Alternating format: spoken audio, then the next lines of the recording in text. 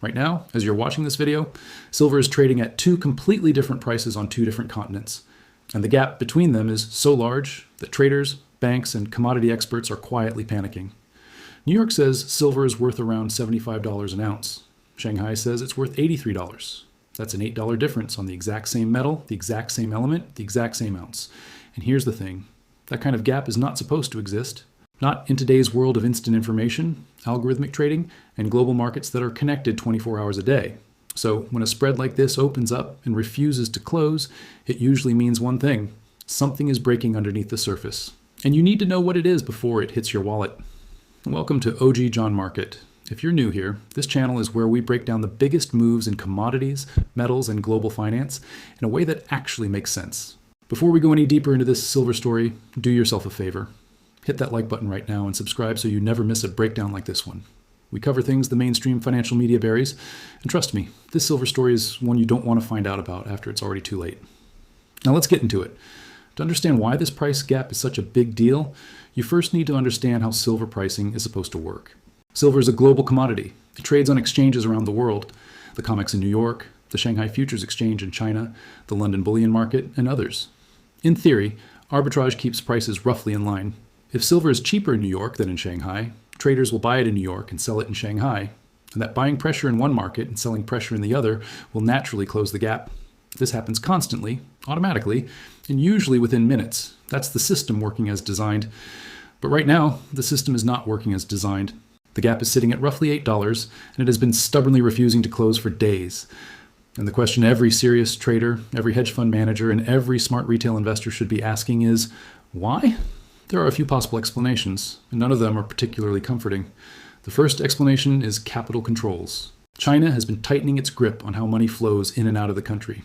If a trader in New York spots the price difference and wants to buy silver cheap in the US and simultaneously sell it at the higher price in Shanghai, they need to move capital across borders. And right now, doing that quickly and efficiently is harder than it used to be. Chinese regulators have been adding friction to cross-border financial flows, and that friction is showing up in commodity prices. The arbitrage that should be closing this gap is being blocked, or at least slowed down significantly by regulatory walls. The second explanation is physical delivery constraints. Here's something most people don't think about when they hear the word silver price. There are actually two different things being priced in these markets. There's paper silver, futures contracts, options, ETFs, and there's physical silver, the actual metal sitting in a vault. In recent months, there has been a documented surge in demand for physical silver delivery, particularly out of the COMEX in New York. Investors and institutions are not just buying silver on paper anymore. They are taking physical possession of the metal. When that happens, the dynamics of supply and logistics start to matter in ways they normally don't. You can't just teleport 800 tons of silver from a warehouse in Connecticut to a vault in Shanghai overnight. There are shipping costs, insurance costs, time delays, and increasingly bottlenecks. So the price difference can persist because closing it physically is genuinely difficult and expensive. The third explanation, and this one should send a chill down your spine if you pay attention to geopolitics, is strategic accumulation. China has been one of the most aggressive accumulators of physical precious metals in the world over the past decade. The People's Bank of China has been adding gold to its reserves at a pace that's hard to ignore, and there's growing evidence that a similar dynamic may be playing out in silver. Silver is not just a monetary metal, it is a critical industrial metal. It is essential for solar panels, electric vehicles, semiconductors, advanced electronics, and military technology.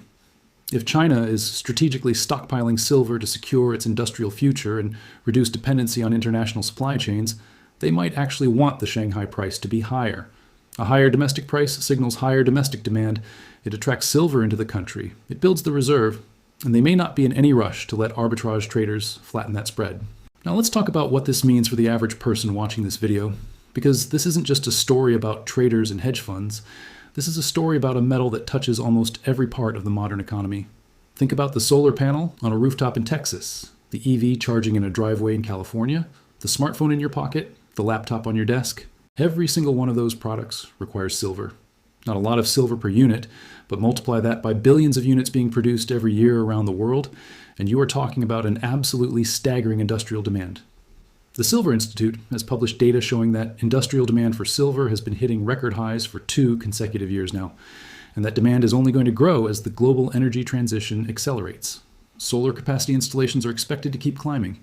EV production is scaling up, and the electronics industry is not slowing down. So the base demand picture for silver was already bullish before any of this price dislocation started. Now add a supply squeeze, a capital flow blockage, and potential strategic accumulation by the world's second largest economy, and you have the ingredients for something that could move very fast and very far. Here's what the historical data tells us when significant price spreads open up between major commodity exchanges and refuse to close. They almost always resolve in one of two ways. Either the higher price comes down sharply, meaning the Shanghai price falls back toward New York, or the lower price surges upward to meet it. In precious metals markets, the second scenario has historically been far more common when the spread is driven by physical demand and supply constraints rather than paper market speculation. The physical market has a way of forcing paper prices to reality, not the other way around. And if the New York price starts catching up to Shanghai, you are looking at silver potentially running significantly higher in the near term. Let's also zoom out and look at the macro backdrop here, because it makes this silver story even more important. The US dollar has been under pressure. Federal Reserve policy is at a critical juncture. Treasury yields have been volatile. Gold has already been making historic moves, touching prices that most analysts said were years away. And silver historically tends to follow gold, but with a much bigger percentage move. Traders call it the gold-silver ratio, and that ratio right now is telling us that silver is historically cheap relative to gold. Every time this ratio has stretched to similar levels in the past, silver has eventually snapped back and outperformed gold on the way up. Not by a little, by a lot. We are talking about moves that have doubled and tripled silver prices within months during previous cycles. And now we have this new variable, the New York-Shanghai spread, which is adding a layer of urgency and a potential trigger. Because these kinds of dislocations in commodity markets don't just sit there forever. They build pressure. They stress the system. And when the new release valve finally opens, the move can be violent and fast. The traders who are positioned early, who saw the signal before the mainstream financial press covered it, are the ones who profit most. Now, what should you actually do with this information? That's the question everyone wants answered, and OG John Market is going to give you a real, thoughtful answer rather than just hype. First, this is not financial advice. You should always do your own research and consult with a qualified financial advisor before making any investment decisions. That said, understanding what is happening in these markets gives you an enormous informational edge. If you've been thinking about whether to add exposure to silver through physical metal, silver ETFs, or silver mining stocks, the timing of doing your research matters. The window before a major commodity move resolves is often the most interesting time to be studying the landscape. Second, watch the COMEX inventory data. It is publicly available and it tells you how much physical silver is actually sitting in registered vaults available for delivery. If those numbers keep declining, it adds evidence to the physical squeeze thesis. Third, watch the gold-silver ratio. If it starts compressing, meaning gold holds steady or climbs while silver moves faster, that is a classic signal that the market is repricing silver's relative value. These are the data points that matter. These are the things the smart money is watching. There's one more angle to this story that almost nobody's talking about, and it might actually be the most important one. Silver is increasingly being discussed in the context of a potential monetary reset. Several countries, not just China, have been moving to reduce their dependence on the US dollar as the world's reserve currency. Gold has been the primary focus of that conversation. But silver has a long monetary history, and in some scenarios being discussed by economists and geopolitical analysts, silver could play a role in any future monetary architecture that moves away from pure fiat currency dominance. This is a longer-term and more speculative thesis. But when you see physical silver being pulled out of Western exchanges at an accelerating pace, while Eastern exchanges are pricing it at a significant premium, it is at least worth asking the question of who knows something that hasn't been publicly announced yet. The bottom line here is this. A $75 silver price in New York and an $83 silver price in Shanghai at the same time is not a footnote. It is not noise. It is a signal.